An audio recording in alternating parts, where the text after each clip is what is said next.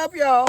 Hey, so today we're going to be talking about the sweet gum tree, and more specifically, the little spiky balls that come off the sweet gum tree. We're going to talk about that, and we're also going to talk about the doctrine of signatures, if you haven't heard about it.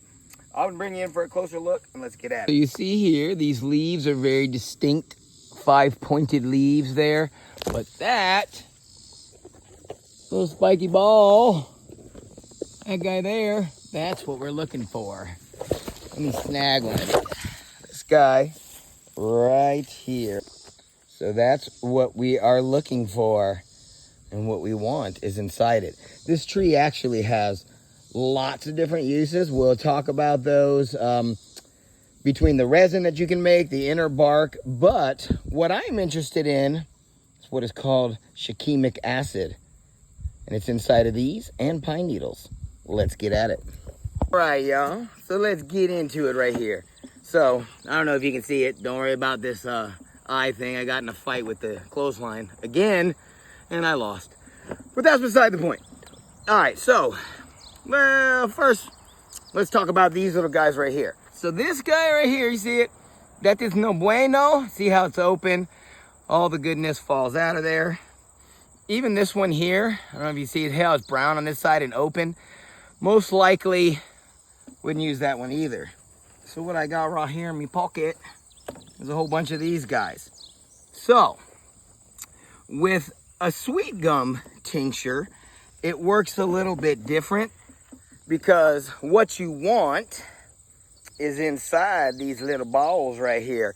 So we're gonna actually do a water and then alcohol tincture. So what I'm gonna do here is I'm gonna take these little balls, because this is what you want. You wanna be careful because they're spiky, but you wanna smash them a little bit. See how they're, ooh, it's getting that good. Ooh, man. All right, so since we're gonna do water first and then alcohol, what we need to do is take these guys. I was trying to use this, too much bounce. And you wanna smash them. And see, once you get them open like that, then you can take, and we're gonna put them in this pot here. And then we're gonna simmer them for 30 to 45 minutes in water. Then after we simmer them, we're going to strain it. I don't even know where that one went. And put the alcohol in. And since it is a water and alcohol tincture, it will only last about a year or so.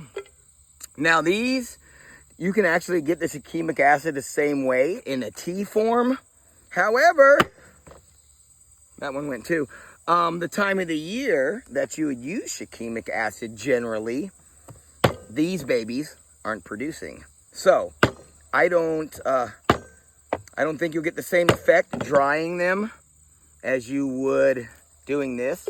So I'm gonna take all these and do it this way.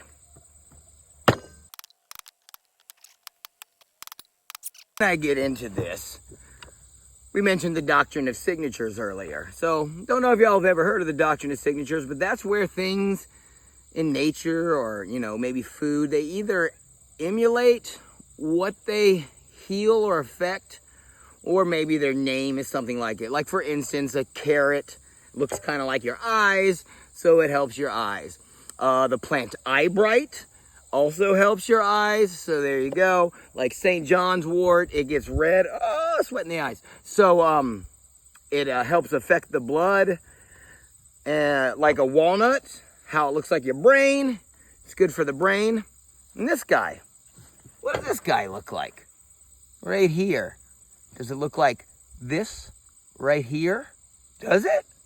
So regardless of what I think this cartoon right here is, the shikimic acid in this, the ingredient that they use to create Tamiflu, will beat that right there. So that's what shikimic acid is for.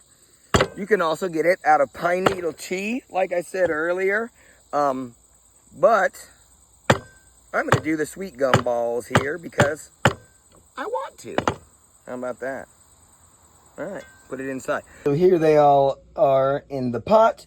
Now I'm gonna bring this up to a simmer and let it simmer for about 30 to 45 minutes. All right, y'all. So here it is. After letting it simmer for 45 minutes, I took it off the heat and then I let it completely cool and poured it into here. Has a kind of orangish brown color. And I don't know if you've ever made hydroxychloroquine out of lemon and grapefruit rinds. If you haven't, let me know, because it also helps with that crazy thing. Anywho, that's what this here smells like. So, this is the water decoction, and now I will take and I'll add alcohol to it to preserve it to make the tincture. So, depending on the proof of the alcohol, it will take less. So, for instance, I only have 80 proof right now because I bought the wrong one. So, anywho, so for this amount of decoction, it would take 1.58 liters of 80 proof alcohol, which is a ridiculous amount. So I'm not going to make that much. Or I'll go get stronger alcohol tomorrow and then make it.